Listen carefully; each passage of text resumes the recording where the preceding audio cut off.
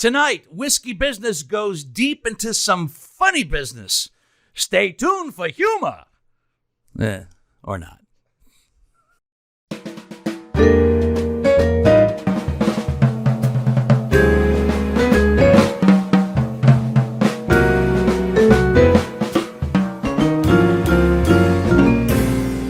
There is a famous quote out there. It goes as follows. Dying is easy, comedy is hard. It's attributed to an actor by the name of Edmund Gwenn. For those of you that name doesn't sound familiar, Edmund Gwenn played Kris Kringle, Santa Claus, in Miracle on 34th Street. And that quote is attributed to him on his deathbed when director George Seaton said to him something along the lines of, this must be terribly difficult for you. What Edmund Gwenn actually said, not to dilute the actual quote, what Edmund Gwenn actually said was, not nearly as difficult as doing comedy, is what he actually said. That quote was circulated through the years. Jack Lemmon, Gregory Peck all said the same thing. Dying is easy, comedy is hard, could also be attributed to Peter O'Toole, where I think the quote actually became the way we know it today when he said that in a movie called My Favorite Year, playing a swashbuckler on live 50s comedy television show that he was a part of. Regardless, it's got some truth to it. And tonight on Whiskey Business, we're going to be introducing you to an upcoming installment that we're all very proud of, that everybody in the room is a part of. A little thing called the half-hour comedy hour that's only 15 minutes long. And before we get to meeting our guests who are equally involved in it, a couple of frequent flyers here on Whiskey Business, Jon Osbeck and Ralph Scott, I hand it over to, of course, thank John Whitney in advance, who's sitting quietly on the video side, and Greg Hansberry. Slow clap for Whitney. Slow clap.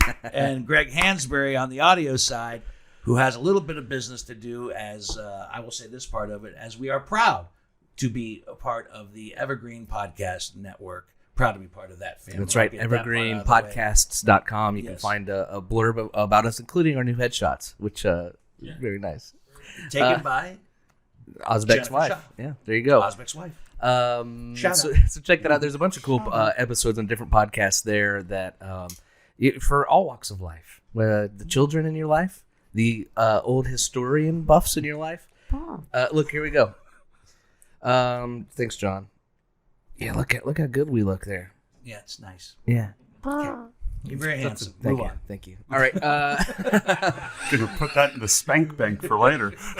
WhiskeyBusinessPod.com is over.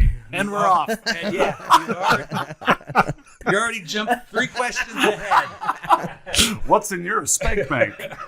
No, that's not the question. 4 questions ahead.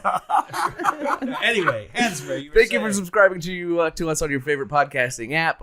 If you are finding us on maybe YouTube or Facebook or something, you can find us on Apple, Spotify, Overcast, Stitcher, TuneIn, Player FM, Amazon, Pocket Casts, Breaker, Google Podcasts, YouTube with just search for Whiskey Business with Dino Tripodis. Yep.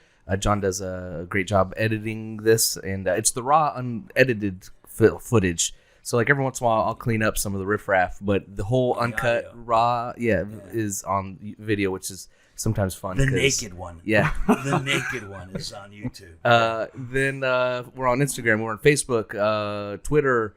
And also, I want to just remind everybody, if they didn't check out last week's episode, it's with Watershed. And we picked our own bottle. Watershed Distillery here in Columbus, Ohio, is going to be selling a Whiskey Business barrel selection, which is pretty tight. We actually have Whiskey Business. Our logo will be on the bottle. It'll be available in the distillery only, but that's cool because lots of people go to the bottle shop, and we're hoping that you enjoy it. We spent a long, hard evening picking that bottle. It was a long night. Into the morning, too. into the morning. I find out later there were a couple of samples that they gave us to take with us. And these two these two jamokes continued to drink once they got home. Did you not have enough down there? I want more than enough. Yeah. There's no rye. There's no rye. Oh, right. Yeah. There's no rye. Also, they reveal a little secret information on the podcast, including, but not, we're not allowed to deny it or confirm it. A rye. They're going to be releasing a rye. I know. No. I'm just teasing you. Anything else? We're also on Shudder, the horror network, the horror film network. Yeah, we are. Granted, I will say that there are times where this podcast is horrifying. We'd fit right in with the Shudder family. It's not gone to the part where it's just flat out scary. The guest bottle tonight. All right, watch me. Watch me smooth this cheap whiskey. No, this is going to be good. This is it. How does this relate? This is bottle 176, I believe, on the podcast this evening. Ooh. We've not had this bottom shelf beauty on the podcast before. This is Are you talking about me or the bottle? you guys, yeah. This is Mcafee's Benchmark Old Number 8 brand. This is a Buffalo Trace product. This is like their introduction to bourbon bottle, if you will. It's on the bottom shelf. It retails here in Ohio anyway for $9.99. And you'll say, what? You couldn't afford a better whiskey for these guys? You went cheap on them? No.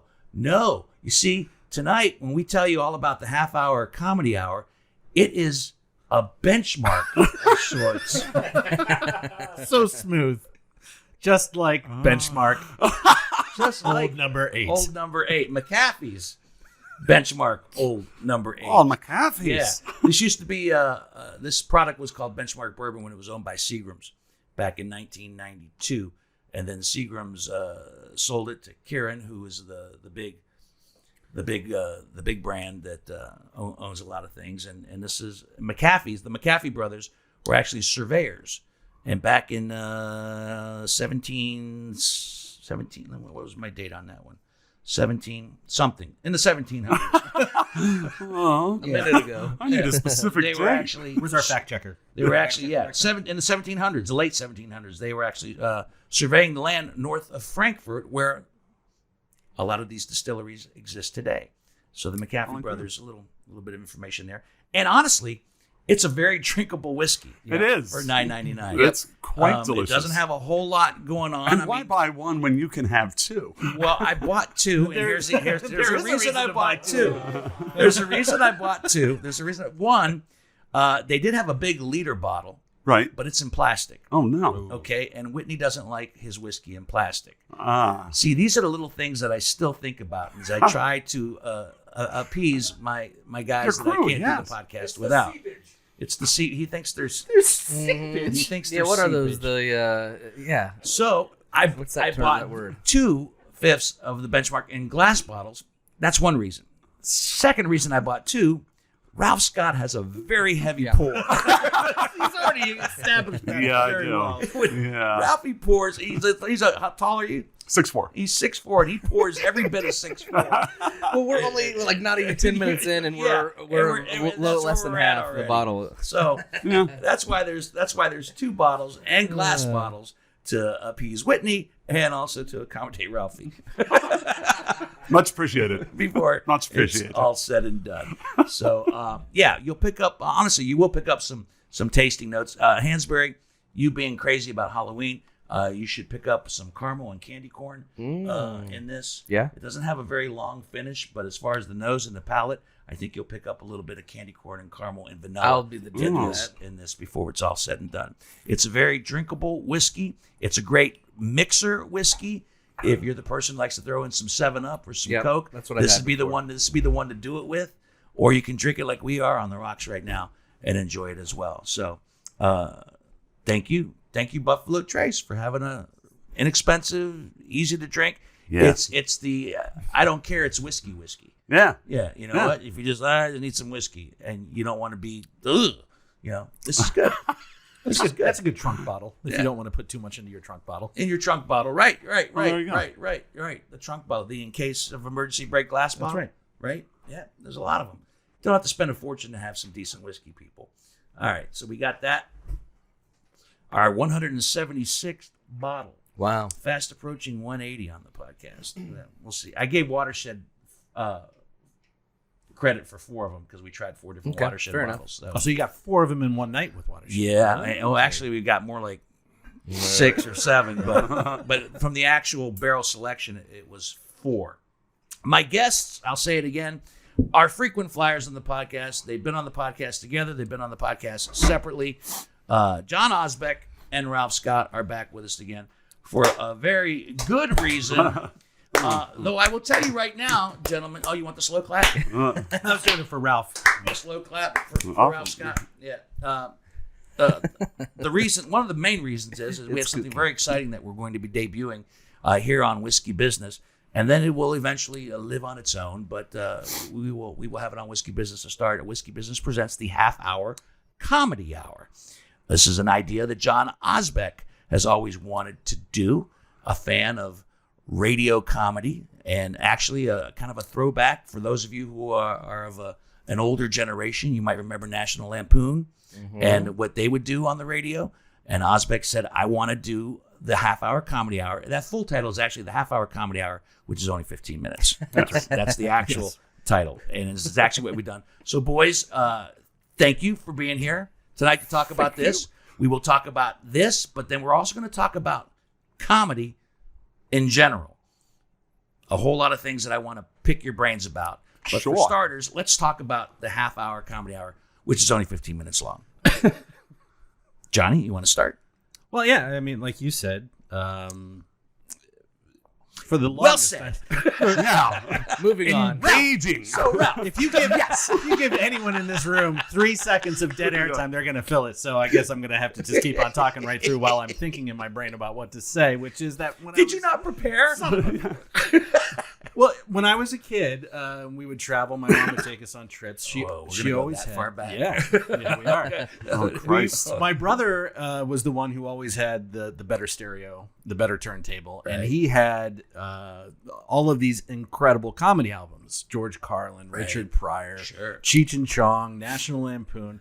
And I would sneak into his room and I would listen to all of his vinyl, and I would inevitably scratch him. He would get pissed off, and eventually he asked my mom to get a lock on the door because I kept on ruining his records.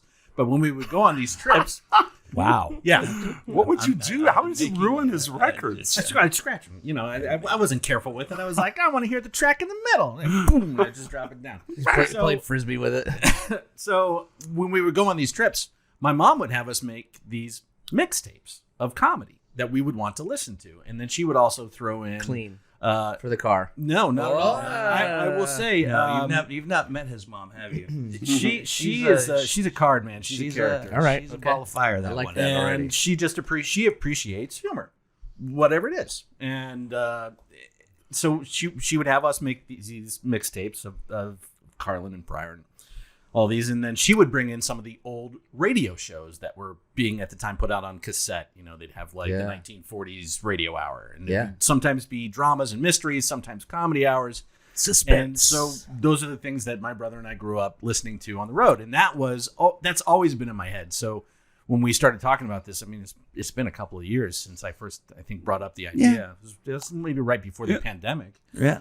And I said, I've got this. I want to do this, and we have such great talent that we're around, and we could definitely do it. I want to do this thing. And somehow ended up coming up with the title of Half-Hour Comedy Hour. That's more like 15 minutes. I remember when that happened. Mm-hmm. Yeah, it was because you and I were at Nasty's, and I brought up.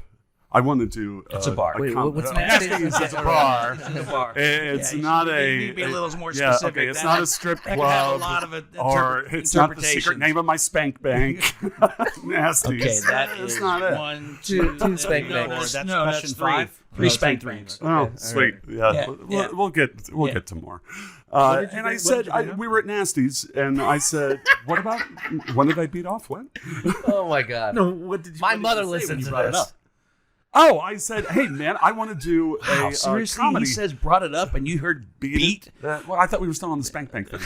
Anyway, I said, I want to do a comedy podcast of different skits. And you about shot out of your chair. Yeah. And going, I've been thinking about that. Yeah. Because we hadn't talked yet. I had talked to Dino about You it. had talked to before Dino. You and I were talking about it. And so it was we started shooting universe, right? ideas back and forth for different scenes. And that's when you came up and was like, I know what we'll call it. We'll call it the half-hour radio hour, which is now the half-hour comedy hour. Right. But that's only 15 minutes long. And I was like, holy fuck, that's genius. And we didn't write it down.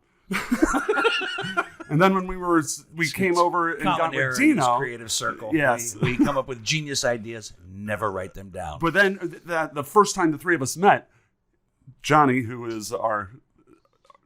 we call him our scribe. Our scribe, thank you. You're welcome. Our scribe. I remember everything. Wrote down, we brainstormed and wrote down all the ideas that we could come up with, which we still have, like 3 or 4 pages of more skit ideas. Yeah. Well, and the beautiful thing that happened was because we were in the same place in the universe or whatever, all of the things that you had come up with that you were doing when you were at Second City, a lot of those ideas when you had your own troupe in Chicago. Yeah, we used four of those skits, but they were written for the stage. Right. And they were all visual. Right. So I was like, well, here's a foundation that we can jump from. Right. And then the three of us made them infinitely more funny. Well, oh my God. I mean, they were funny to begin with, but as we sat down collectively and were writing, I said, this is not going to work. Yeah, you had some questions about it working. These aren't going to work from an audio perspective. You know, we needed to and we did. We successfully. I believed in the history of my comedy stylings from traveling on the road. No, and so this is a very extensively produced. Hansberry recorded it, and John Whitney features John Whitney. John Whitney's with some involved. audio Everybody at this talent. table is involved. And that's also what made it Made it fun. even beyond what we thought about in the beginning. And that's the thing I love about creative efforts like this, whether it's a comedy show, whether it's a play, whether it's a movie, whatever, is once you get all of those creative people together, everybody's got their little thing they can add to it. Else. And it becomes something even better than you thought it was going to be. It became a collective effort and a fun one at that. The three of us all contributed to the writing of it and the performing of it. Yes. You know, he's not on a microphone tonight. John Whitney is very quiet and everybody thinks he's so serious, and he is. He's very serious about what he does and how he does it. But there is a streak of humor that is not even buried. It just stays there under the surface. But when it has a chance to come out and blossom, he is like a comedy ninja. Like a little bit of a ninja. He lies in the shadow. That's a good one. That's a good right? one. And then just when you're not expecting it, he attacks with funny. Well, that's what I was going to say. I'm excited about it because we established, we want to do more. Yes. So, you guys busted your balls during this first ones, but I feel like the ones down the road will all have a little bit of a larger, different role. Sure. And it's just going to get bigger and better and more fun. And I'm excited. I've been pitching Ralph or John ideas for like months. I'm going to text him at like 12:30 at night. He's like, "Hey, what about this?" Yeah. What about this? That's pretty good. It's like, put it down, right? Sometimes you get a text at 12:30 at night. He goes, "What about this?" You go, "What the fuck is he talking about?" It's at it's Hey, Ralph, 2 nuns are fucking an alligator on a bus. Can we do it for audio? Yeah, we can do it. Yeah, we can do it. Yeah, right. Well, I need more caramel corn and candy corn. I know.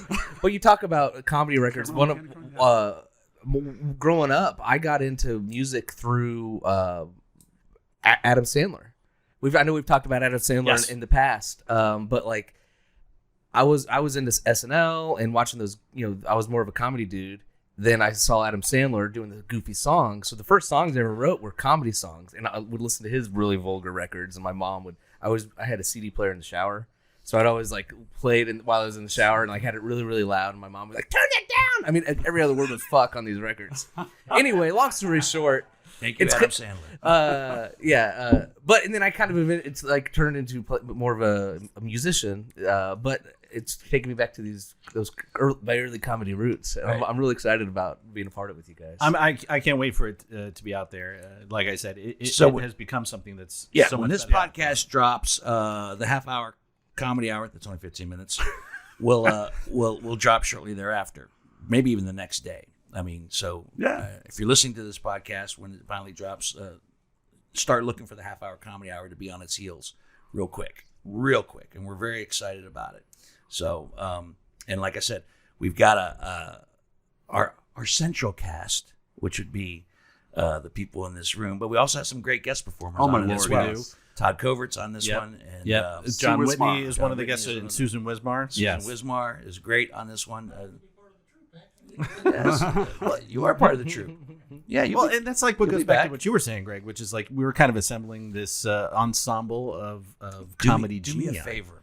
In one of the upcoming skits that we write, just so I can get them off my back, can we have a skit that involves an Uber driver? Oh God, Because we've always promised Hansberry that he'd be an Uber driver Okay. in one of our films, and I don't know if that's would this suffice? I don't even No. I don't even know if that's I going need to happen. on-screen time. Okay. I don't know if that's going to happen, but just to placate him. Maybe it could be like the origin of that character, and then he comes out in a film and then he at comes- some right, it point starts with later. humble But beginnings, That's right. And then people would be able to go audio-wise, back and be like, right. oh, but did you know like this Easter egg of the Uber driver was actually in one of the half-hour comedy hour Yeah. I episodes? like what he's saying. It's It like the makes a lot Marvel of universe, sense. but with the Uber driver. It's exactly like that. Can we just okay, I'm in. Just a little persuasion.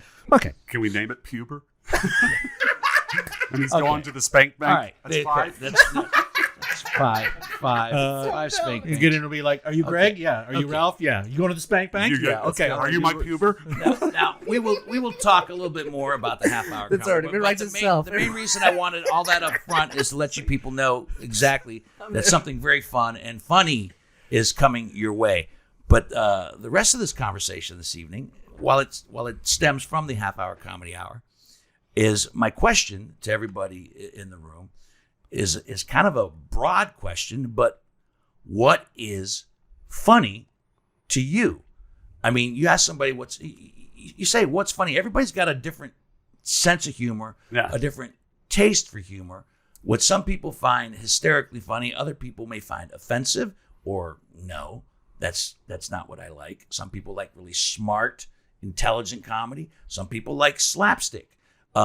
This group has been involved in all forms of comedy. Obviously, the half hour comedy hour, which is only 15 minutes, is sketch comedy that you'll be listening to via audio. But Ralph, you've been involved in improv comedy and sketch comedy. Yes. I've been involved in stand-up comedy. Osbeck, I don't know what your comedy roots are. You have a great sense of humor. Well, thank you. And also... So I did have improv. Yeah. Well, you started out filming, doing the man's. The man shorts. I was Which gonna was- what yeah, I was gonna say funny are very movies. funny. Yeah. Yeah. Once again, on film. Which led me to being a part of a small improv troupe that was here in Columbus for a brief period of time, about a year and a half, 2 years, back in the aughts, the early In the aughts, The aughts. called Out of Our Heads. That Oh, was Andy Spitzer, my good friend who I knew from high school, and George Caliotis. Oh, George has been on the podcast. Yeah. So another Second City guy. Alum. And so doing those short films that I started out with first, when I had met Andy years later, he said, I'm doing an improv show, but we want to make it like a variety show. We want to have short films. And I saw your man short films. The man shorts are great. The man shorts have Thank won you. awards. They've won. You have how many of them? There's a lot more that were made, but And officially they are. there's like They're 5 also of a them out there. throwback Yeah. because they're silent. And in respect, there's music, but Yeah, But and as there's far a, as there's a character voice in it, but there's no words. There's no Right. audible dialogue at all. But it was definitely a throwback to Buster Keaton, Charlie Chaplin. It's meant to be able to be watched. Benny Hill, absolutely. and they're wonderful. well, thank you. You're welcome. They've always been a treat to do. There's one more to make, but yeah. The Because- most recent one, just it got into a few festivals and won a couple too. So Because I go back to the quote, dying is easy, comedy is hard. You both are two of the best dramatic actors that in my circle of people that I know. I've seen you on both stage and screen. You're both dear friends of mine. I don't need to blow smoke up your ass. I say that sincerely. But Edmund Gwen's refurbished quote is true. Comedy is hard. John Whitney and I have made many films together, both short and feature, and they've all been serious films. The one that we did with Ralphie, most recently, Spitballin', was fun and uproarious, and is going to be available again. We took it. He down has for a little it. bit. It's up now. It's up right the now. It's website, back. yeah. It's back Said up. it was Check good that as a out. That was podcast. all improv. But people say, why don't you guys do a comedy? And we always pause for a moment, from a film aspect at least, because I think that making a good comedy film is harder than making a good dramatic film. I think, and I'm not taking anything away from your talents at all, I think it's way easier to make someone feel something and maybe cry than it is to make them laugh. Yeah. It depends on the situation. On the situation. Definitely. And people say, why is it so hard to make a comedy film? For me personally, I think it's timing. It's math. Timing. Timing. It's timing. Timing. Timing. Yeah, it's a lot of it is Timing. There you go. Bravo. You're in. Yes. That was your audition. There All you go. right, you passed. But to me, that's a lot of it.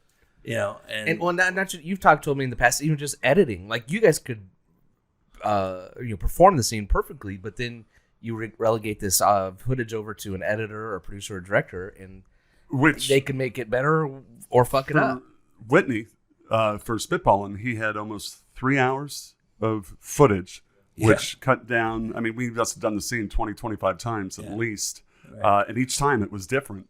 But the way you edited it, you broke it down into the moments, which is what a great editor does. And you made it even funnier than giving reaction shots to I'm listening.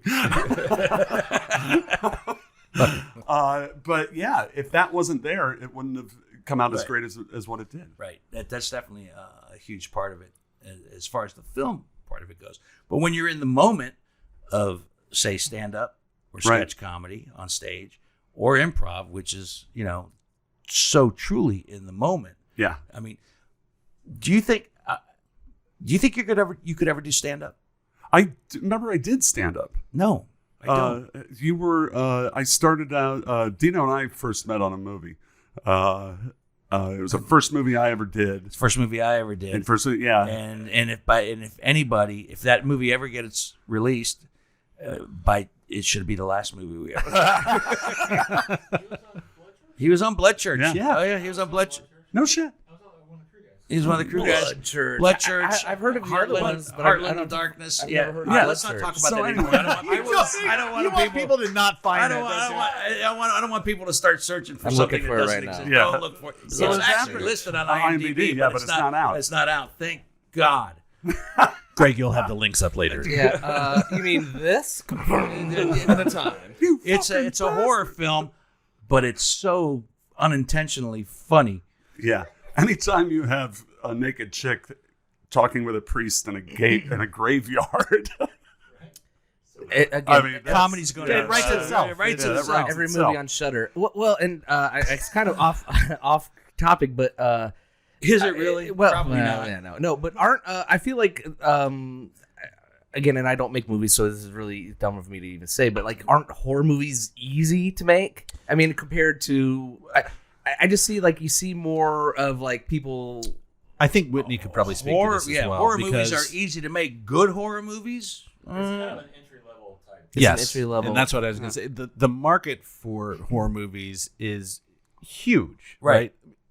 right? Domestically and internationally. I think it's much easier to sell a horror movie than it is to sell it's a more drama about or a comedy. distribution as opposed to actually like writing it. And we made recording it a and making drama 4 years ago, and that's the hardest sell in the world to put out there. We made it. Yeah. You've made We dramas. we've made dramas. We made a drama several years ago. and Thankfully it found a home on Amazon. finally it did. Yeah. This is also frightening. The first bottle of Benchmark Already is, down. is already Where's the gone. third one? I got to Did you go have the back third to one? your stand-up Yeah. question. I don't remember you doing Then I stand-up. worked doing Wait, reservations. where at the did you comedy- do stand up though? at Here? the- yeah. Where? At the comedy club at the Ramada At Inn. the Ramada Inn. Yeah. Yeah, Midwest Is that Comedy. the one up on? He worked everywhere, Whitney. No shit. Like Whitney's always been there. You're gonna go back through photos. He's of, like Zelig. Holy He's shit, Zelig. no! You're the teller at my spank bank. Oh God! I knew I recognized you. 6. There we He's go. Zelig. He's John Whitney is Woody Allen's Zelig. Yeah. He's everywhere. that is your new nickname. We're just gonna call you Zelig. For anybody that doesn't know what Zelig is, look it up. We don't have time. I don't. Sorry. I probably Holy got that's shit. where I ate my dinners. Yeah, but I worked the reservations in the reservation room, and then would hang out for all the comedy shows. Right. And then you were performing there, That's where I started. Yeah, I started on Amateur Nights there. and so I asked the boss. I was like, because he always had one of the other comics do the MC. I was like, I can MC. I can do this. I'm an actor. And he's like, I don't know. I haven't seen you yet there. I was like, why don't you do an amateur night? And I was like, yeah, I'll do the amateur night. I'll do it. So I did an amateur night, and he was like, all right, cool, you're fine. Did you kill? I killed, but I had a shit ton of friends in the audience. Doesn't matter. But I did, and it was great. So then, that was when Midwest Comedy Tour and Die would perform as well.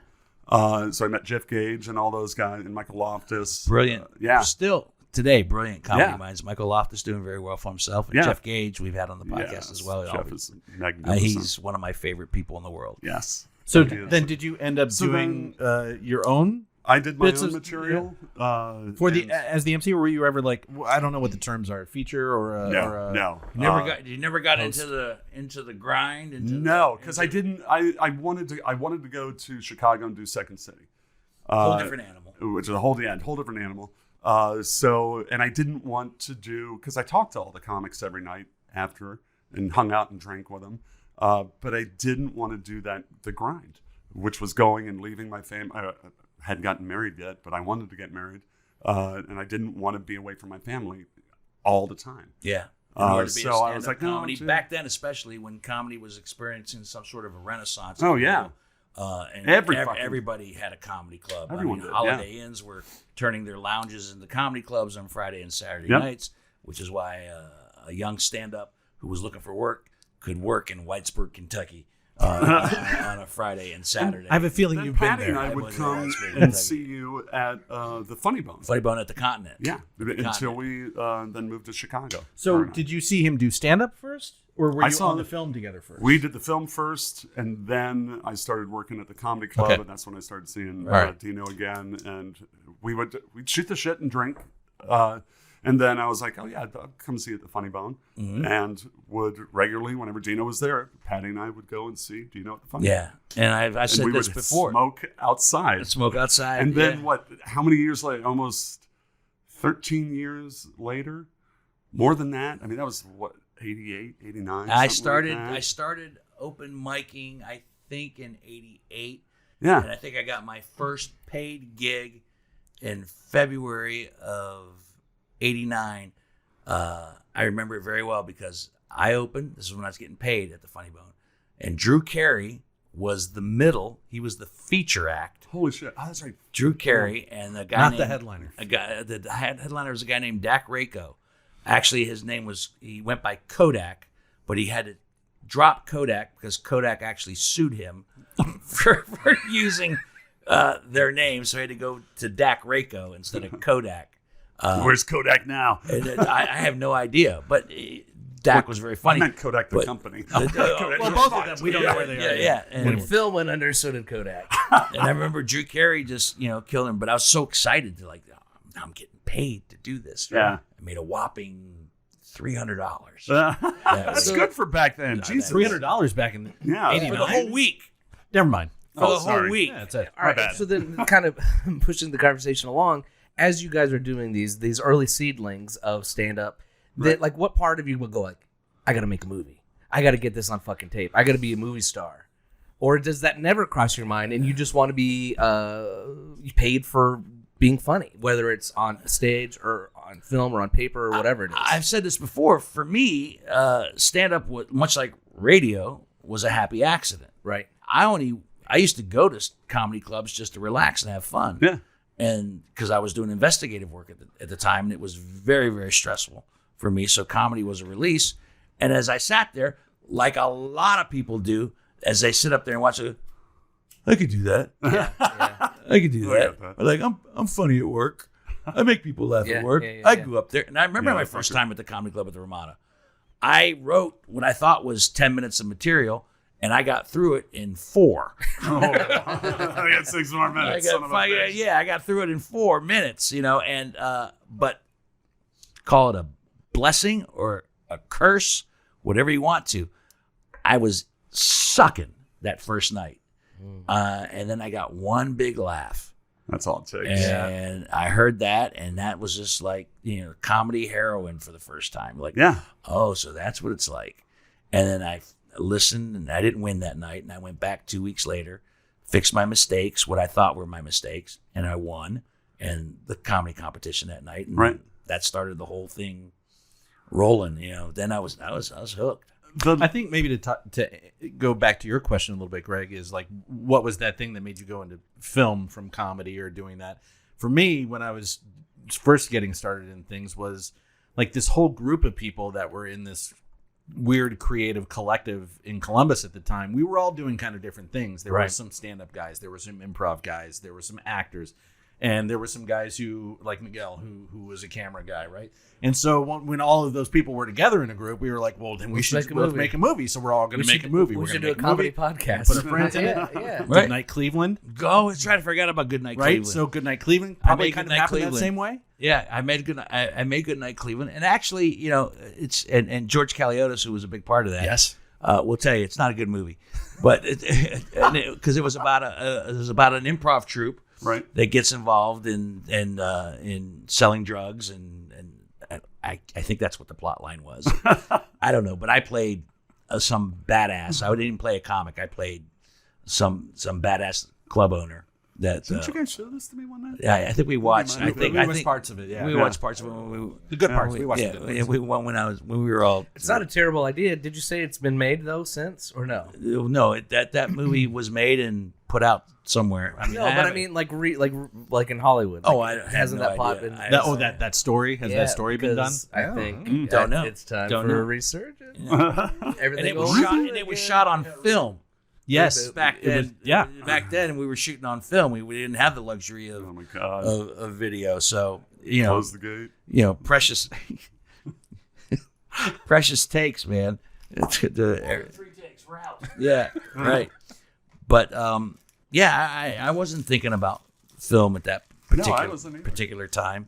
No. Like every comic, I guess the dream, once I got sucked in, was to do stand up on the road, and hopefully the right person sees you at the right time, and you go to TV show. you go to TV, you go to Hollywood, and Something, yeah. get into pilot season and so forth and so on, and let the dream continue and happen. That's what Drew Carey did. I remember. Yeah. I think I've said this on podcasts years ago. I remember when Drew Carey and I worked on the road again, and we were working in Atlanta, and he came pulling in with his little Mercury Tracer, and out of the back he pulled out a desk, and he pulled out a computer, and he set up a little office, and he was working his way across the country to LA, and he had the dream. He Wow. had firmly planned in his head, I'm going to go out to LA, and I'm working my way out to LA, and I'm going to be on television. He knew it, and he was, and look where he is today. I'll take that On the back. Price Can I of take Right. that back to you, Ralph? Which is where you Terrible started earlier, beard and Dino. sunglasses. Was Have you seen? I don't know. what was that transition then, Ralph? When you were doing the MC at that club, and you said you knew you wanted to do improv. So when did you know you always wanted to go to Second City? Yes. So that was your trajectory that you had for yourself. Yeah, I knew after doing it, and I was there for about a little over a year at the comedy club, waiting for Patty to graduate from college because I was. Thank you for saying college. Not college. What was I going to? No, not high school. Oh, I'm waiting for her to get out of elementary school and for her sitter to be a little more cooler. Wait for her to get her diploma out of high school. Her bitch mom wouldn't let her out. God damn. I mean, how many Fisher Price toys do I have to buy? I'm sorry. We kid. I That's should not have opened up that Yeah, can. yeah. I really That's on shouldn't you. It's all have. you. I shouldn't have. So yeah, I worked there for like a year, a little over a year and a half, and then moved up to Chicago and immediately auditioned at Second City to go through their conservatory. What was that audition like? The audition was it was getting up and doing an improv. That was it. They give you the who, what, and where, and then let you go. Now, the first 2 classes anybody could take. This is back in. So I think we talked about this, but I did the pay to play classes when I was up there, and What year was that? This was 2010. Yeah. So all right, this is 20 years ago. Yeah, right. Yeah, 20 years ago. But it's pay to play now, and anybody can do it if you want to pay. Back then, it was a conservatory, and back then, all the It's a people fancy on- word for what? You pay us to You let pay us. us. teach you. You pay us. it's kind of- Conservatory no. sounds like it was a comedy conservatory. Conservatory. No, that's how I because feel like it it is was. now. You had to audition to get in initially. Yeah. And then you went through 2 classes, and these first 2 classes pretty much anyone could take. But then you auditioned to get into the conservatory, which were the final 5 classes. And the 5th class is when you do your own show. But back then, all the teachers for it, and they didn't have all the shit ton of classes. That they have now. They have music and it's amazing. writing. It's cool. But it only had one thing, and it was improv. It was one class. There were different classes, but that was the one thing that they did. But the actors that did main stage were the teachers. Right. So I had Steve Carell, I had Stephen Colbert, I had Amy Sedaris. Those were your Greg teachers? Coleman. Those were my teachers. I had I didn't know that. I feel like I've told you. I had Don DePaulo. Don DePaulo, who they named the Second City Etc. stage after. ETC. ETC, yeah. He had been around since the beginning with Belushi and Aykroyd and everyone, and Alan Alda. And he was... Wait, Alan, this is the second time Alan Alda's come up today. I didn't realize he came up through he's the a Second Second City. City. Compass Players. That's That's great. how they first started. So, shit, where the fuck was I going with this? You were the audition taking process. classes Oh, the on audition. this stage. So then, the first 2, keep this anyone could say, thank you. Keep him in his lane. Yeah, keep me in my lane. Sperm bank! I'm sorry. Ralph. Audition. So then you audition again to get into the conservatory. And when I auditioned, it was the same thing. You do a improv. They'll give you the who, what, and where. And I was in a locker room. What'd you do? And Do you I remember it? said, no, but I know what I said to not get me to the conservatory. Oh, no. I said jockstrap. I said something like, my jockstrap is dirty. Here, smell this. And then, does this look swollen to you? Pointing to my dick. And they didn't like it. They didn't care for it. No, they didn't mind the, does this look swollen to you? But why But it was jockstrap. Why? Because it was like, you can't go blue. You got to make it safe. Wait, whereas Does everything this look I swollen fucking as see, in blue? Yeah, I don't know. So that's what I was told. But at the time, I had my own comedy group, and we were performing all around the city. And I don't think they liked that everyone in my class was in my group. So I think Don had said, separate him. from Like those they're guys. gonna bring you in so you don't do anything outside of there that would draw away from it, in a sense. So or- when you say separate him, what's that mean? Separate him They separated me from my group. from your group. They all to- moved on, They- and I was the only one that got held back. so you didn't get in on the I first didn't get in audition. on the first try. Oh, interesting. So I took 1B again, just to stay active, and Right. we still kept performing and stuff. But it was the best thing to happen because it took me away from that comfort of my group. And I remember following Don DePaulo after the audition. I hung out after all the auditions were over, and he's walking out of the Second City, and I'm slowly following him because I got to know. I couldn't go home without knowing. Not knowing what. That if you got in or not. Oh, you got in or not. And Okay. so I followed him. I was like, "Hey, Don." And he's like, "Ralph, what are you doing?" And I'm like, Following you to find out if I got I in. just, he was Nothing. Like, and he's so smart. He was like, "You were following me, weren't you?" I was like, "Yeah, don't worry, you got in." And I was like, "Okay, cool." Oh, that was the second time. That was the second time. Second. So you were on Second City main stage or no? No. I was on the ETC stage. Got you. And again, we performed everywhere. That's funny. And we opened out in Naperville for Steppenwolf. Nice. Carpet ride and everything, yeah. As Second City ETC. No, as the players to be named later. That was the name of my group. So that was your group that That was my performed group. out there. Yeah. Okay, yeah. So one of my members, his mom, was setting up this huge festival out in Naperville, and it's carnivals and Steppenwolf Church was playing. festival. Lonnie Brooks, a blues player in Chicago, he was playing there. So they were like, "Would you guys like to open and perform?" And we were like, "Yeah, we'd love to." For how many people? 3,000 people.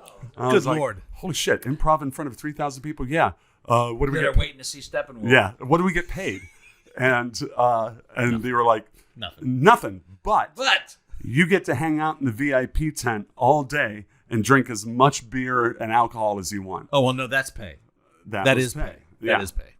So I got to hang out with Lonnie Brooks, smoke weed with Lonnie Brooks. Oh wow! He autographed. I still got the seen Lonnie CD Brooks. that I've seen he Lonnie autographed Brooks for me in Chicago.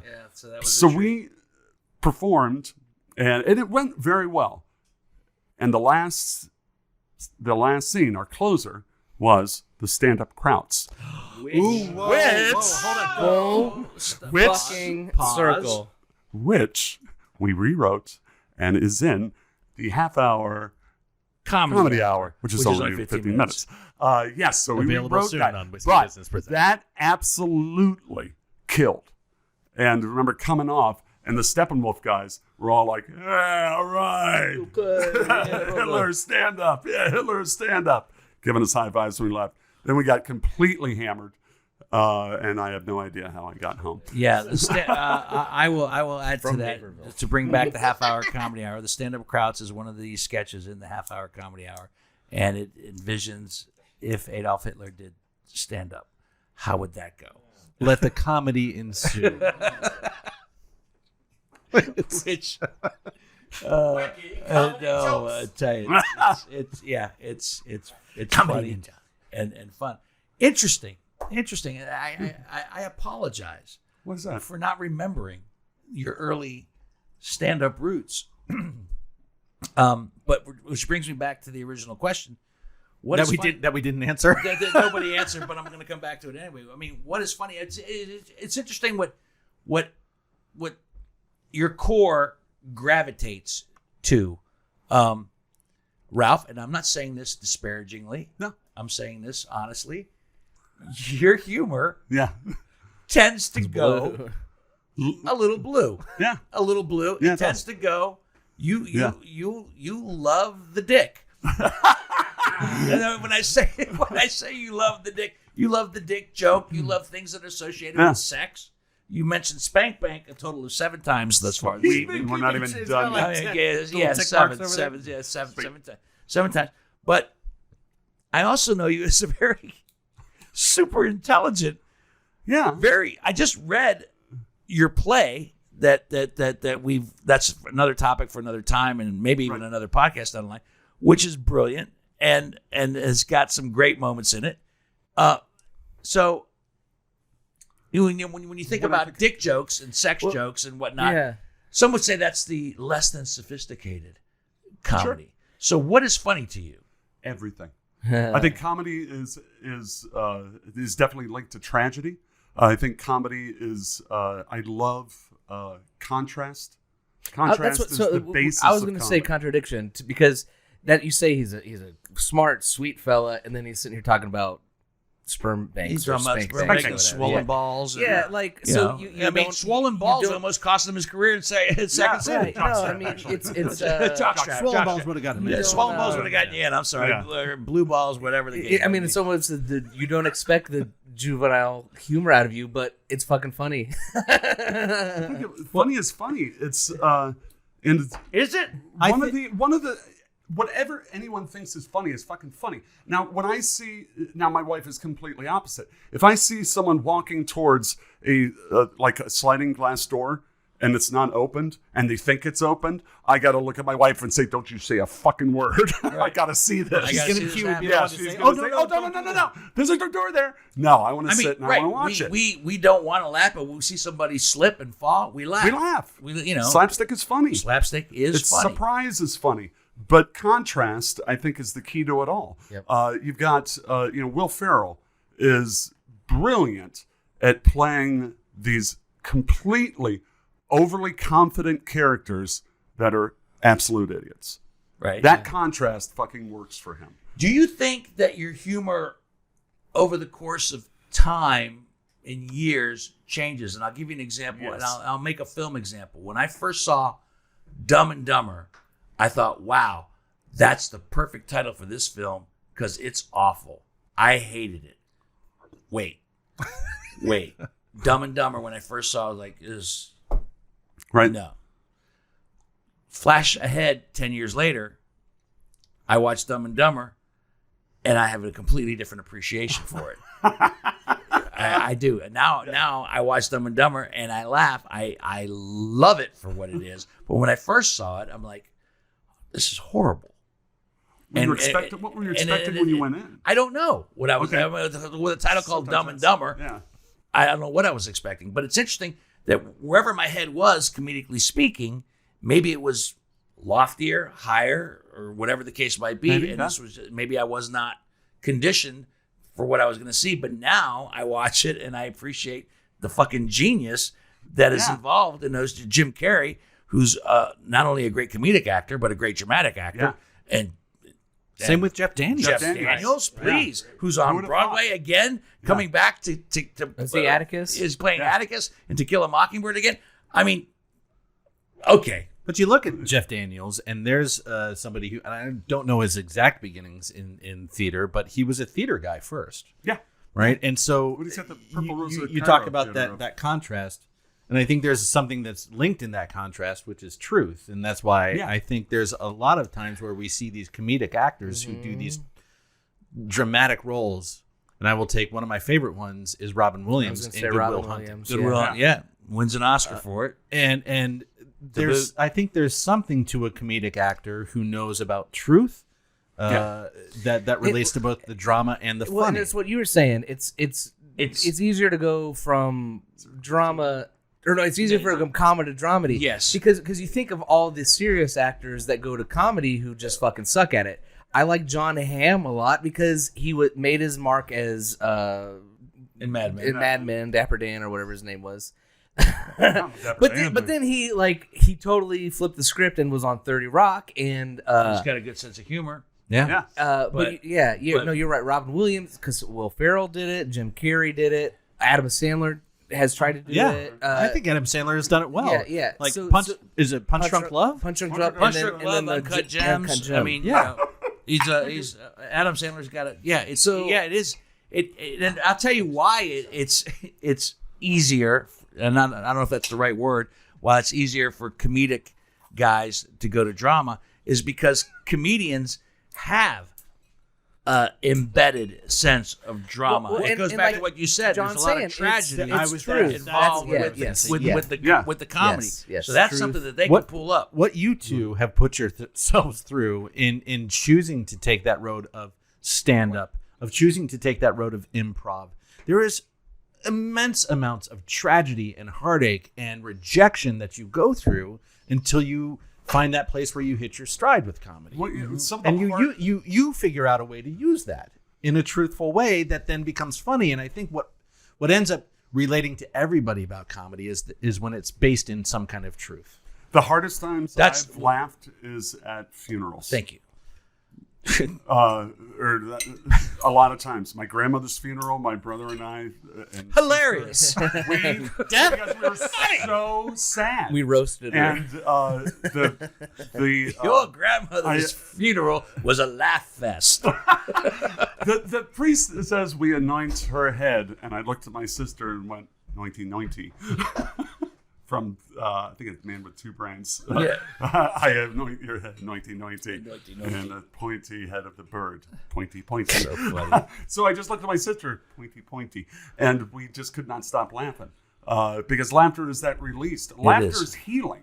Laughter bridges every fucking. Everybody laughs. If you have a problem with someone, anyone, if you can make them laugh, that is what connects.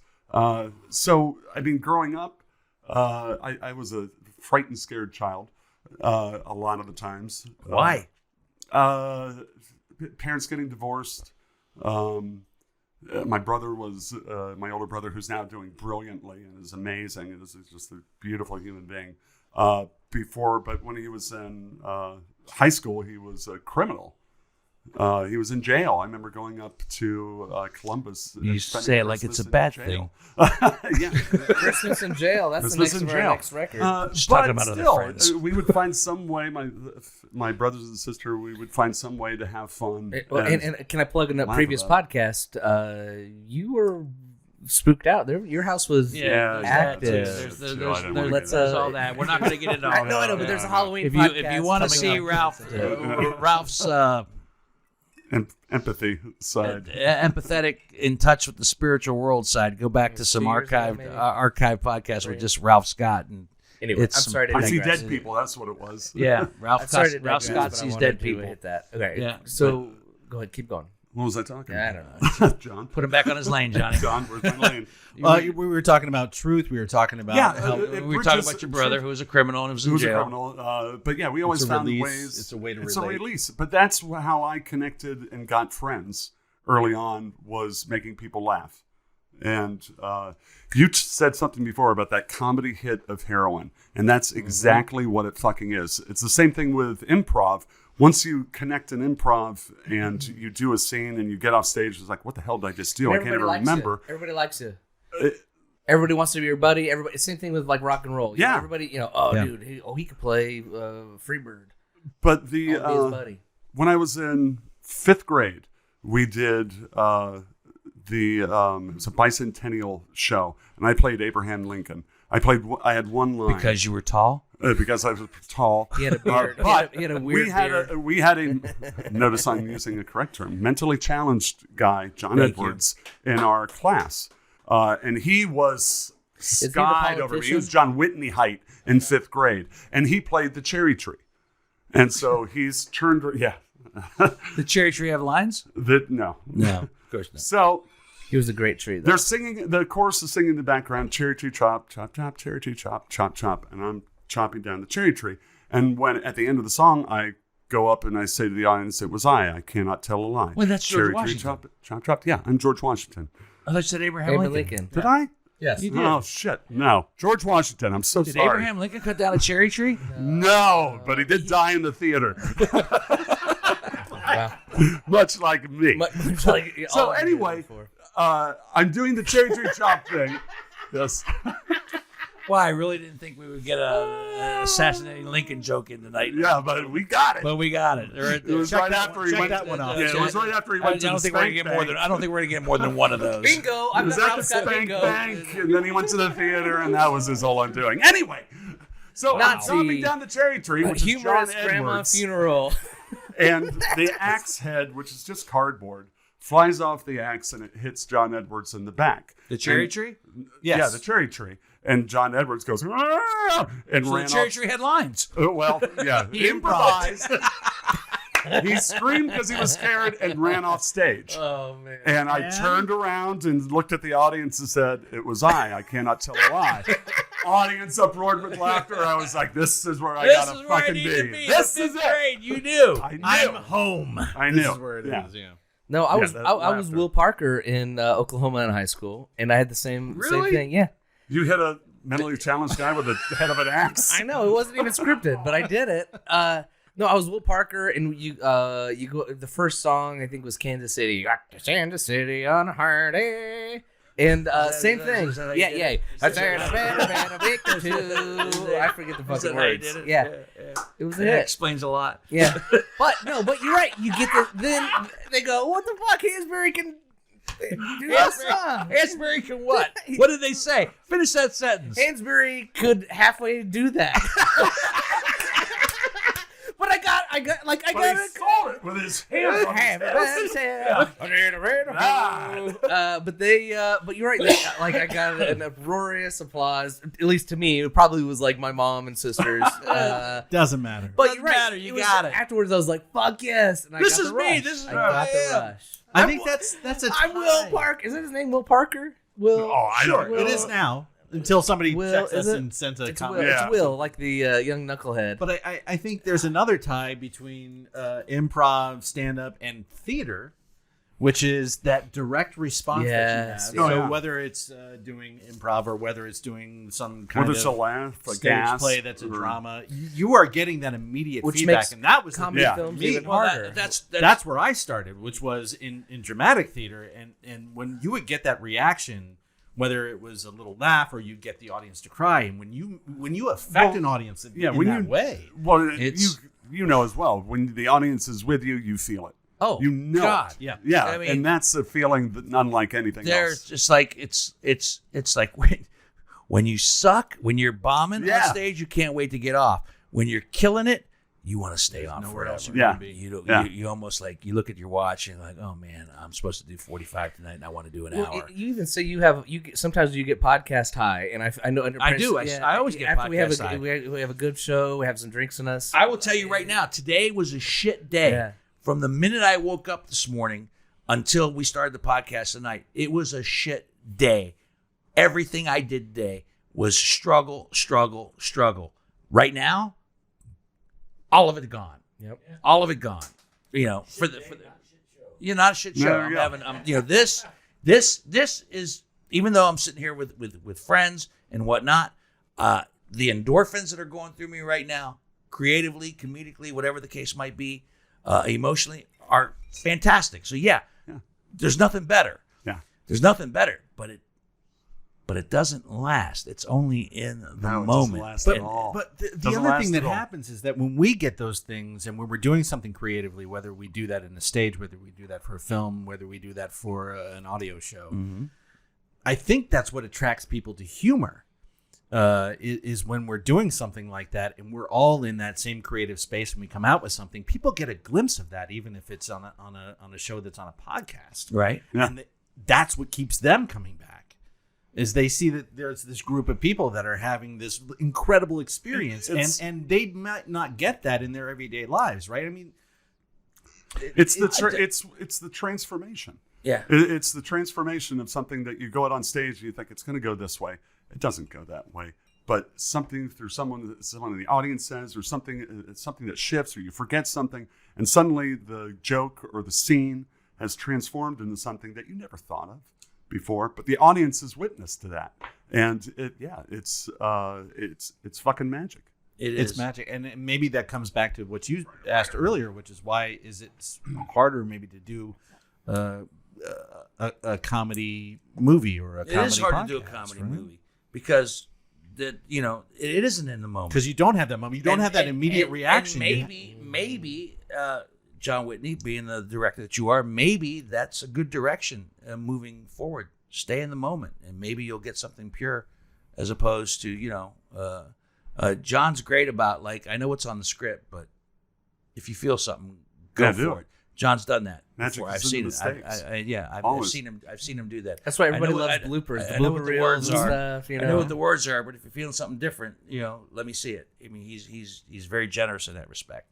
And stand up the same way. I mean, there's been times where, like, I know how I wrote it, and then might be an evening where I did it and maybe did it slightly different than I wrote it, and the reaction, I got to make a note So of then that. after that, do you then adjust Oh, to sure. try it that way again? Sure. The way that it worked that night? Mhm. So is it just a constant juggling of knowing you have these different ways of doing I'm bit? going to recycle something that when I first started in stand-up that I've said on a much earlier podcast, advice I got from Jerry Seinfeld.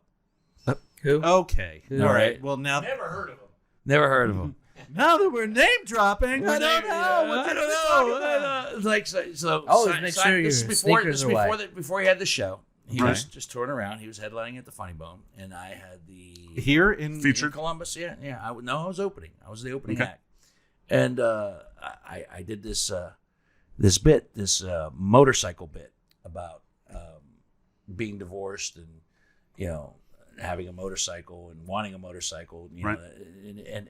and it was kind of a hit and miss bit. That night it worked. All right, it killed. All right, and Jerry said, motorcycle bit. That's very funny, good closer. And I go, yeah. I go, I don't know. I go, I did it tonight and it killed, and I did it the other night and it just laid there. He goes, He started shaking his head. He goes, you did something different. You changed something. He was all about The rhythm, yeah. the rhythm and the emphasis on a word and the timing Rodney and the Dangerfield, same beats thing. and so forth and so on. He goes, if it killed on one night and it bombed on another, you changed something. You moved something. You and I took that to heart. So yeah, what you're saying, Osbeck, about, do you change things differently? You're always adjusting and learning about things. But that's the beautiful part about being an actor, an artist. Especially in the theater.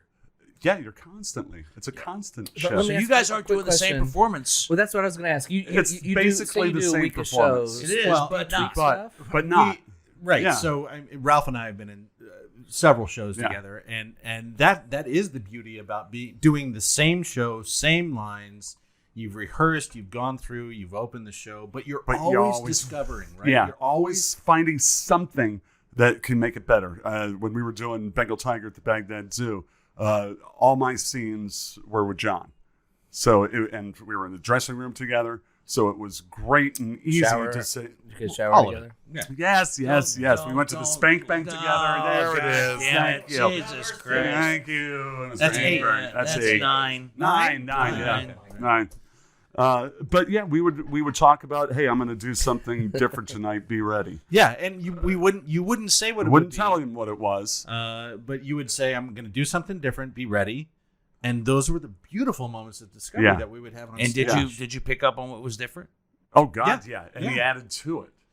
There's not a lot of actors out there that do that. Whether he was attacking a different word in a line, or if he was taking a beat before saying something else, he was just like, just be ready for it, because you do have this rehearsal that you go through and you get into a little bit of rhythm that way. But no, that's it the changes. beauty of it. Another great example is Blown of Ballygall. Me and John, Kevin McClatchy, and other lovely people were in that. But I was a fight choreographer in that. And there's this vicious fight near the end of the play with John and Kevin. And I was like, I'm going to make this the most brutal fight I can fucking make it. And we did. And it was a brutal fight. But it's taking place in this decrepit house that we're supposed to be rebuilding. And in the last performance, we knew that we could destroy the set. Yeah. So all the fights, drinks, buy me some Coke. Isn't that it? Buy me some Coke. Blackout, you owe me a Coke. No, buy me some Coke. Never mind. Anyway. Why buy? I got some right here. Yeah, that's not even mine. Two different things. Two different things entirely. No, Yeah. take that You owe one. me a Coke, and you I- owe I- me some You Coke. owe me some Coke. Are two different. Yeah. Two different. Buy me things. some Coke. I have a 6-year-old daughter. That's how I play at home. There you go. I can't say I've honestly ever jinxed Dino. Buy me a Coke. You owe me. Buy me some Coke. Buy me some You Coke. owe You me owe me, more than- cocksucker. Two different worlds. Fight on the last night Another of the show. podcast, another time. What's that mean? That fight at the end of the show, these guys completely We destroyed destroyed the that set. set. I remember there Throwing was a people moment. through walls. There was a Yeah. moment where we had choreographed this all through the production, and I pick up all the way through, which is why we had the trust to be able to Yeah, do that. exactly. I pick up Good point. McClatchy by his shirt and I spin him around, and I was supposed to throw him up against the wall. And this time, You put them through the wall. but we had talked about it beforehand, Right. before that show started that last night, which was, let's fucking go all out. Let's do abuse this. set. Do this. And I took him and I put him through all the lath and the drywall that was there. And he had this look that, for the briefest second that you share as an actor on stage, where you're like, fuck, that's awesome. Stay in character, keep on going. And we it went through then it. elevated Yeah. and It elevated. just- So, to a so did different the level. audience recognize and? Well, the audience No, has the seen it. The audience- audience has seen it for the first time. They're Yeah. probably thinking this is the way it's supposed to go. No, but I mean, like, could you tell? I guess the question is, could you tell the difference between the reaction at that point? that's or a that good question. that audience? I don't was think in thinking, that. I don't think in I that watched moment it. I would have been thinking No. about the audience at all. I think in that moment, all I would have been thinking about would have been Kevin. Sure. Yeah. And like, are we together on Safety. this? Are we Yeah. in the same place? And if we are, fuck it, let's go. Let's do this. McClatchy. Yeah. Shout out. By the way, I saw him. His kids go to the same school as my kids. Oh, shout sweet. out. Shout out McClatchy. Yay. Kevin McClatchy, also a previous guest on Whiskey Yes, Business. friend of the show. Go to the us. archives. We have a lot of archived episodes you should check out. We're getting close to winding up, and I didn't get anywhere close to all the things that I had written down, which is what I expected. What do you got? What do you got? What Yeah, was what I what do you got? expected. What do you got? You What's can blow left? through Let's some. go through this. Lightning round. I'm gonna Welcome edit to the out whiskey all business of lightning when round. Ralph was like telling his whole life story. I'm gonna just cut You all take that all that out. out? Yeah. Yeah, okay, So Oh, cool. We've got like another That's, hour. It will exist. It will exist naked on You'll YouTube be able to go to the spank for the bank. video. So 10. That's 10. I'm sorry. 10. We're at 10. Stop. You're at an even number. You're at 10. I'm shooting for 12. do you? I mean, I think you get like a decent little paycheck from that, don't you? From what I understand. Yeah. I get a nice. All right, let me ask you this: a couple of quick questions. Like you said, Osbeck, a lightning round. Okay. And then I will tell you what my what I can't do comedically. Okay. All right, but Accents. No, wait to listen to the Tell half-hour jokes. comedy hour, Yeah. and you will hear some fantastic accents from phenomenal. this man right here. nah, Yes, you will. The first one. I had fun. We'll tell you what the lineup is for the half-hour comedy. Oh, okay. Before we All right. leave. We'll Okay. do that. But have your comedic tastes changed over the years? Have you developed an appreciation for things that maybe you didn't appreciate when you were younger? I said Dumb and Dumber earlier. I said, when I watched that movie for the first time, I'm like, Right. and now I love it. Have your comedic tastes changed? Yeah. I was brought up on National Lampoon. Cheech and Chong, Richard Pryor. I remember going to, my father had a thing in Detroit, and he was dropping my younger brother. We were in 8th grade. I was in 8th grade, and my brother was younger. And we went, he was dropping us off to go see in a multiplex in Detroit. Now you don't do that. Love at First Bite. George Hamilton, yeah. But we walk in, and I told my brother, fuck this, we're going to go see Richard Pryor live in concert. So we went to Richard Pryor, which we were the only white people there, which was great. It was fantastic. Really? I find that hard to believe. In Detroit? No, I find that hard to believe. Well, That we were. what? It was great. Or No, that there were no. folks? That they were the only white people there. I really We find were. it hard to believe. Yeah. And yeah. I'll tell you why in a minute. But go ahead, continue. Anyway, that's what I was brought up on. But I've gone back, I would imagine like 10, 15 years ago, and found a lot more comedy in Danny Kaye in his early movies, like The Court Jester. The lot of physical wordplay comedy. is fucking Wordplay phenomenal. and the physical Bob comedy. Hope, fucking phenomenal. Jerry Lewis. and White Christmas. Is White Dean Christmas your Martin. favorite movie? No. The Spank Bank is my favorite movie. 11. He has to end on an odd number. You know what? I'm That was calling you out. intentional. That was gratuitous. That was crowbarred in. That's just you trying to get sorry. to 12. There's no movie called that. Go for 13. That's unlucky it. 13. That was gratuitous. I'm That calling was. you. It was- I'm not even counting that one. Good. I appreciate that. That was No, crowbarred you got in. 11. It's the older ones, the ones that were cleaner, because I was like, I can pull something out of this. And that's what I always said about you guys, Dino and Stacy at Sunday 95. It's like, we not only can you not say fuck, but there's like a line that you have to go right up to. Like Right you always up say, to. Dino always says, I always go right up to that line, Right up to the and line, dance as close around as it. I And can. there's a talent right there to do that, because it's easy to say fucking spank bank a million times. But But I'll be you- honest with you, it's a lot harder now. Yeah. Than it was Yeah. last time I was Yeah, there. it is. Well, and that's another conversation we After didn't doing even this get podcast. into. Oh yeah, After leaving the radio station and focusing on nothing but the podcast, it's a lot harder. No, but even like the cancel culture. I mean, I don't want to get into all that right now because that's a whole nother episode. But you're right. Like, you say one thing and somebody's like, "Oh, well, I have a sick cat. God damn it! Why'd you talk about cats?" Oh, I actually You thought know, I was. whatever. I actually thought my first week at Sunday Night 5 I was going to be gone Why? because I said Jockstrap? no. I said no. I said numass. numb ass, and you like Numass. There was a story about how people during the pandemic have developed an issue, an actual medical issue with the gluteal muscles in their butt.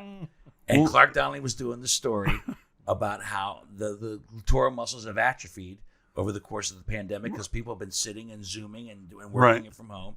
And I said, so basically, it's numbass. And everybody Went silent. quiet for just like a brief, uncomfortable second. Oh no. And like, I went, okay. Okay. It was a good week. No, but it was hilarious. Yeah. I think you just. But that's perfect. There was like a brief, like Yeah, a he's right. half-second pause, and then some laughter, and then afterwards, like, are we gonna get in trouble for that? Are you gonna get in trouble for that? No, I said it. Yeah, You're not getting in I'll trouble. take Is it. that where you Yeah. go like, let's go to weather on the 9? Yeah, I am. No, Stick my nut ass over here. But I don't want to digress. But yeah, you're right. Like it's was a challenge to be it's clean. a challenge. Yeah. Well, I think that idea of where do you find the funny and how does that evolve over your life for me recently has been there have been certain shows that I have found just absolutely suck me in right now that I find are comedy shows but that have such heart to it, like Schitt's Creek, like Ted Lasso. And those are the things that I'm really finding relate to me now at this point in my life where it's like I want to find the funny that has a heart to it. So would that be, can make you laugh at 1 minute, cry at the As next, opposed- yeah, but as- make would that you. be, would that be smart comedy? In your opinion? Where would that fall into? I don't know if it's. Yeah, I think it is. You know, one of my I'm so looking forward to the next season of Curb Your Enthusiasm. Yeah. From Larry David. That's smart comedy. yes. You know that is it? But is there any kind of heart that happens with Curb Your Enthusiasm? I would tend to say maybe not, but it dark is, heart? But very heart dark heart with doesn't that, like- necessarily mean smart. But also, you know? he's a member of the tribe, so I gotta love him for that. But you know, I think it all comes back to like where you are in. Well, and it's funny because I Yeah. hate right now. I'm not digging season 2 of Ted Lasso. What? Yeah, and I'm in the That was John minority of Whitney. that. So, but No, but, actually, you're not. but my You're not point in the my point minority. is that like season 1 it struck a chord. I love it. Yes. So I mean this Actually, is a different conversation. Greg, necessarily. I would be somewhat on the same page as you, All right. because I feel like He's even said that this is the dark before the dawn. This is the middle act of that series of Ted Lasso. They only wrote 3 Jesus. have they made it finite, in essence? They've only written for 3. Okay. The I don't know. arc is Well, that's not why I don't like it. The point is that you're right. Like even from year to year, show to show, your season. That's hard. I think that's one of the most difficult change. things. If you come out with a hit like Expectation, Ted Right? Lasso, That's a huge onus. Sophomore slump. If you come out with Sophomore a, slump. you know, I thought you were gonna say we're all anus. fans. We're all fans of Brockmire.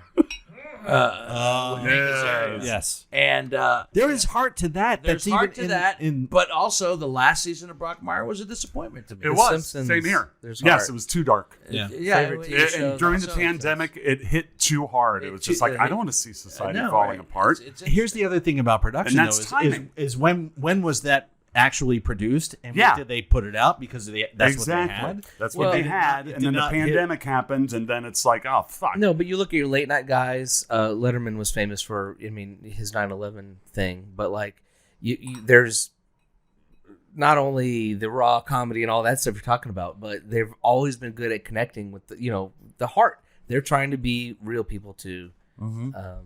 I guess I'm just supporting your cause of like you need everybody can laugh. That's funny, but I've seen a million memes today.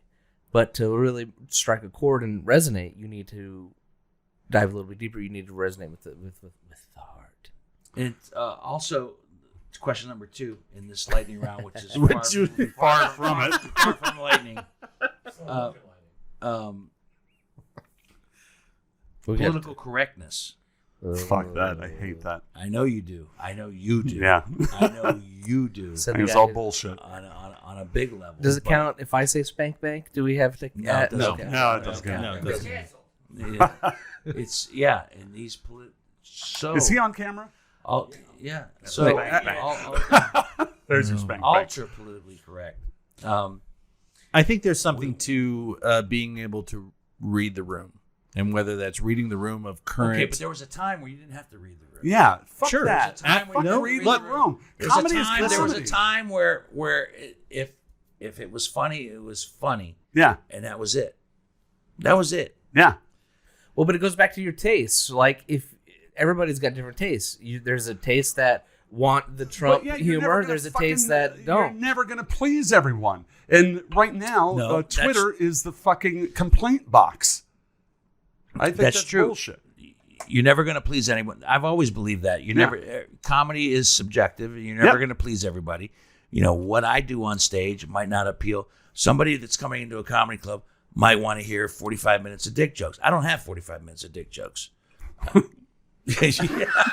You might. Ralph I Scott, didn't, ladies and gentlemen. I didn't. I had many a minutes? different approach to comedy. And there were dick jokes in there. Trust me, there were. What I like to call clever. Well, yeah, because sex is such a common thing. Like, But I'm saying, and that's you not could- what I'm talking about by being politically incorrect. Right. right. Yeah, We were all back in my backyard bar working on something else, and we turned the TV on, and Blazing Saddles was on. Right. And I made a mention about Blazing Saddles before. It's said that Never that could be movie made today. couldn't be made today. No. And while you're watching it, even though you are in the mindset that you're in, where you say that's bullshit, we all watch it and go, Yeah, and that's what I'm saying. you cringe a little bit because it's not, you can't do it. Yeah. John Whitney. When we were Second talking bottle. the other day, I know. No, I was going to get there. My bad. Way to usurp the host. I wasn't. I thought it was the spank bank. My bad. That's 12. Thank All you. right, that is a There we solid 12. go. Stop. When you tell me to stop, it just makes me want You know when he says stop and he doesn't move his head, but his eyes just look up? That's when you gotta fucking stop. That's what it is. I mean, and it seems like the Hansberry, the cancel Listen. culture, keeps going deeper, Jeopardy. where it's starting to affect the way that comedians perform and want to perform. I'm talking about Aquafina, who got accused of using a black scent, Yes. A what? right? A black scent. Yeah. A black scent. Yeah. She was on stage using No, in her shows what? on TV. On TV. Aquafina? Isn't that a water? No, She's the young I swear to comedian. God, I thought it was a water. She's the voice of one of the dragons on the new Disney Right, she was in movie. Ocean's 8. Yeah. she's John big. Rainbow, She's- All right. yeah. She was But- also in that wonderful dramatic movie where she went to go see Yeah. her, Yeah. where her grandmother was She was dying. great in Beautiful. that. Beautiful. And yet, people want to cancel her because of the black scent. I don't know. I'm not calling anybody out. I'm not saying where I don't know where the line is anymore. I can tell you this much. I've not been on a comedy stage in 15 months. I remember And the last I'm time. scared to death. I'm going back on one in October for the first time. And I got to be honest with you, I'm scared to death. I'm scared to death about what I'm thinking and what I can do and what I can say and what I can't say. It's fucking with me a little bit. But maybe there's a bit of forced creativity that happens with it that Makes you dig deeper. right makes you have to figure out, okay, throw all of that aside. What can I do Well, that is going to relate to everybody? nothing but spank jank. All right, it's 13. Spank bank. 13. That's Nothing but exactly spank where jank. I was heading to. No, but you know what? But Right? You speak some truth to that because what I decided was what I've always done in stand up, and I made it about me There you go. in a self-deprecating way. This is my life that I'm going to be talking about and how things are affecting me. I don't mean that in a indulgent, egotistical way. I think that's and I say that in like this is what I'm thinking, and maybe you're thinking the same thing. I'm going to use the word safe, but not like as in like we're in a safe space. But that means that you're not going to take anybody else hostage for your comedy. No. You're taking yourself Hostage. And that in a way kind of lets the audience let go and say, okay, Maybe. this guy's just talking about Maybe, himself. but I'm perhaps. still not sure. I don't know. Okay, and I will admit the one thing that I can't do comedically. What's that? I cannot tell a joke. I can do stand up. Right. I can do stand up for an hour. Okay, now wait. but I can't. I am not good at telling a joke. No shit.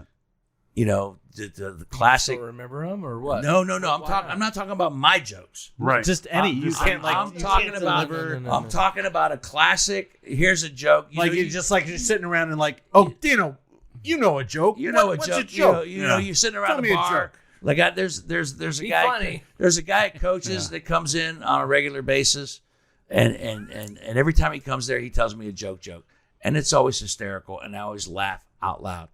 I cannot tell a joke. You know, just a classic guy walks into a bar. Right. Joke.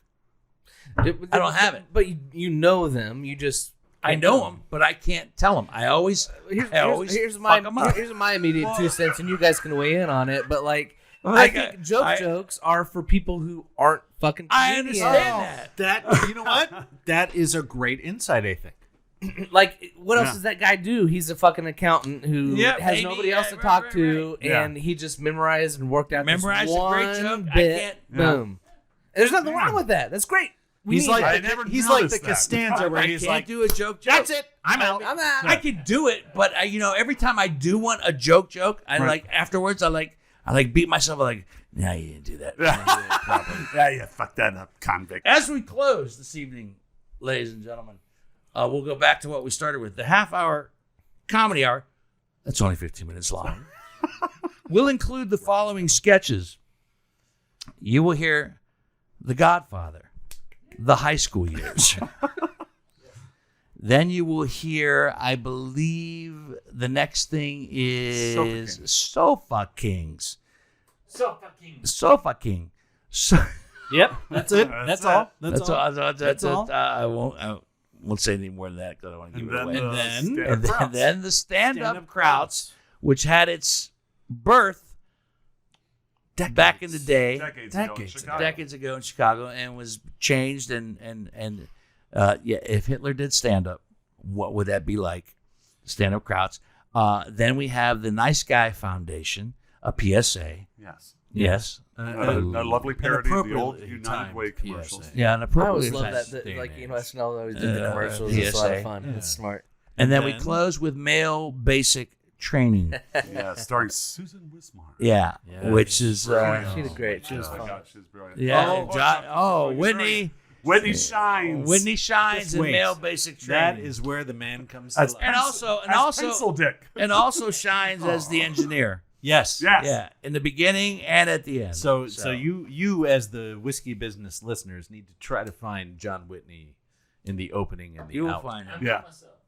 No. No, you're not yourself. And so, long story short, we hope to do more of these. We're Oh, yeah. we're So gonna do we've more already of And that these. goes back to what we talked about in the beginning. Is we had this session where we were all together and we were talking about all of these ideas that we have to do, and there are a bunch. There are a bunch. So Expect more. We spent so much time working on this first one. We're hoping my that Lord, yes. once we got that first one out, burped it out, as hopefully the next 2, Pooped it 3, out. 4 Pooped it. will become a little easier now that we figured Yeah. it out. kind of hit our stride. I think we figured it out. what we're Yeah. doing. But we think that you will enjoy the half-hour comedy hour. That's only 15 minutes. And I hope you enjoyed this particular podcast as we talked about what we got coming up for you, and also comedy in general. Interesting perspectives on the genre, if you will. Yes. And And remember, when No. you're making a deposit of the sperm bank. no. You didn't stop it. No. God damn it. God damn No, it. That no, doesn't even count. no. Nope. Nope.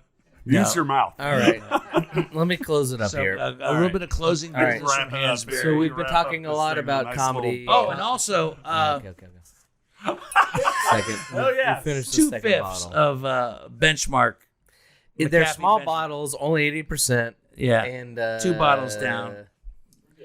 All right. Well, we've been talking a lot about comedy movies. I want to talk about Shudder, our new sponsor. No, it's not. No, I would love for Shudder to be a sponsor. No, Maybe. we're Who not- knows? we're Who not knows? on Maybe Shudder. your maniacal, your maniacal way of adding somebody fictitious to our list might actually pay off someday. We are on Jeff Bezos's spaceship. Fucking Bezos. I've been making mental notes. We have to hashtag a Robin Williams God rest his soul. We have to hashtag Adam Spank. Sandler. Adam Sandler. We have to hashtag. Spank bank shit. God You know what? Stop I bet you. spank banking Sadly, over there. if we hashtag Spank Bank, I'm sure when I check it, it's probably got like It's probably got like it's a huge amount. Millions. Oh my God, I'm connected with Sadly, Pornhub now. or Shit. we're gonna go viral finally. Yeah, maybe whatever the case may be. But there's a lot of hashtags on this. one. You can't. All right. I want to just say right now, there is no way you can go viral at the Spank Bank. Stop it. It is very safe. They do Not all the gonna catch testing anything. right there. I wouldn't know, but thanks, Ralph, for that info. WhiskeyBusinessPod.com. EvergreenPodcasts.com is our sponsor, or our network. Thank you, guys. We're having a lot of fun with them, working with them. I hope they feel the same way. This podcast. I think they're regretting their situation. You've never been Instagram, on Facebook, our podcast. YouTube. If we John, get kicked off the Evergreen Podcast Network, I blame you too. So if you're listening to this podcast right now, I edit it. Like this, there's about 10 minutes of this podcast that you're not going to hear, just because. Hopefully, the speech impediment. Well, it's probably going to be maybe 20 minutes of this podcast you're not going to hear. But however, Unless you watch it on YouTube. Right? no, yeah, Whitney- no. Oh, he'll still edit it on YouTube? Whitney might. If I ask Whitney to edit something, he will. Okay. All right. podcast remorse. Yeah, we call it podcast remorse. Well played. Well played. All right. Well, on this podcast, I had a lot out. I tried to clean it up a little bit, but John Whitney, he keeps it raw and live For the most part. So Unless I YouTube, ask him to do something. Holy Well. dog shit. What the fuck is I that? keep it raw dog, bro. it's All right, YouTube, wait a Whiskey minute. Business No, Pod, no. I want Whiskey you to look at Business. his finger. He's got. Is that your anus finger? Is that your coke? All right, finger? so- What is that? What is that? Well, All right, yeah, so- I've never noticed that before. What is that? So Ralphie's talking about. I have my ring finger painted black. Halloween is my favorite holiday. Okay. And- Yes, it is. All right. And as Dana's already been giving me shit, I've been celebrating all through the month of August. It's, the 68 days to Halloween. Yeah, as of recording right now. However, so I went to the dollar store with my little girl Mabel, who also embraced the Halloween. Right. And by the way, if you go to any fucking store right now, you're gonna see Halloween shit. So I'm not that nuts.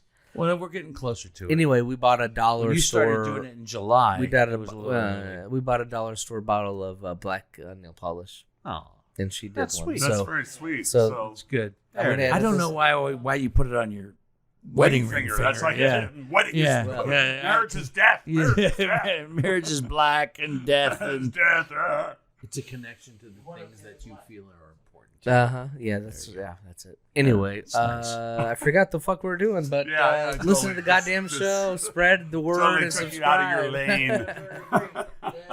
Evergreen, thanks to Evergreen. Evergreen podcast Evergreen. and all the other stuff that actually Evergreen Benchmark. wonderfully puts us out on all the formats They're that you were good going to guys. mention. So They're good guys. yeah, Good gals. Good our guest people. bottle has been the Benchmark Old number 8 brand. 2/5 gone. I wasn't surprised because Ralph has the heavy hand. Ralph has the heavy hand. Yeah. Yeah. Blame me, please. Thankfully, here in our whiskey business studios, we are surrounded by whiskey. So, if the boys All need- is good. If the boys need another one before it's all said and done, we will accommodate. Thank you, everybody, for listening to Whiskey Business on a regular basis. Whiskey Business is the Never the Luck production, done and completed. Huzzah! Thank God, without the talents of Greg Hansberry on the audio side, John Whitney, show that thumb, baby, on the video side. And of course, I'm only as good as my guests, I Ralph love Scott, Jon Osbeck. Yeah, man, you guys are great. Thank you Love you, so brother. much. Thanks, I man. appreciate it. Can we just make an embargo where they're never allowed to come back on for a while? I mean, just for Christ's sake, I agree. Jesus. Maybe like a Just- one or Great shows. like a 1 or Just 2 year never together. hiatus. We have to Something. be separated. Yeah, yeah. Moving down the line. I mean, we've already boxed Ralphie out of the Halloween episode, even though he's he's got some of the more creepiest things that I know in life. And Osbeck, Well, I'm definitely coming to the podcast with. You're coming. Bank, bank. That's going to be bad. I'm gonna edit that out of the podcast. no 14. 14. Hey- to end on an even number. Hey, real quick, can I give a shout out to Chrissy, my cousin, Chrissy Breaky? She's the one. She's posted on social media. I need to post it on our account. She's the one who bought a shirt, a Whiskey Business shirt, and Whiskey Business mug. Oh, Yes. Yeah. She's the one. Yeah, she's the one. I keep forgetting that we have merchandise. No, she's the best. Buy some She's a good merchandise, girl. kids. Come on. Yeah, if you go to whiskeybusinesspod.com, there's a link. But I love Chrissy, and we she should tell people that more often. and she lives in Delaware, which is kind of fun. Like, so she's out of state, just doing her thing. And Is it allowed to listen to Whiskey Business in Delaware? All right. Seems like a strict state. I don't know. No, they're not allowed to drink in that state either, or wear out of state clothing. So, You know what? I don't know how you're going to finish this. This is comedically. I haven't lost this. I'm thinking something right now, and I'm not saying it. I'm not saying it. So, on behalf of Whiskey Business, my name is Dino Tripodis. Huzzah! This is Whiskey Business. And until, the after podcast is going to be intense. until the next bottle. See ya. See ya.